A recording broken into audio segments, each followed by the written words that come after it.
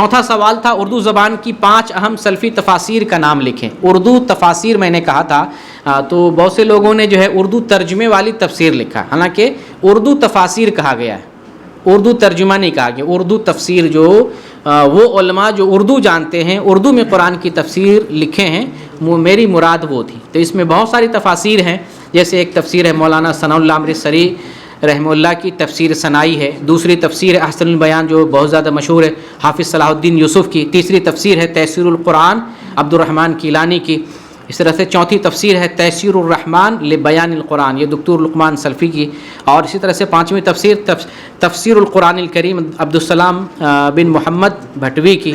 یہ اور بھی بہت ساری تفاسیر ہیں، یہ 5 تفاسیر. بعض لوگوں نے جو ہے عربی تفسیر کا جو ٹرانسلیشن ہوا ہے ان کا بھی نام لکھ دیا ہے، یا بعض لوگوں نے دوسرے مسلک کی جو ہے تفسیر کا بھی نام لکھ دیا، حالانکہ یہاں قید کیا ہے؟ سلفی تفاسیر، یہ قید ہے.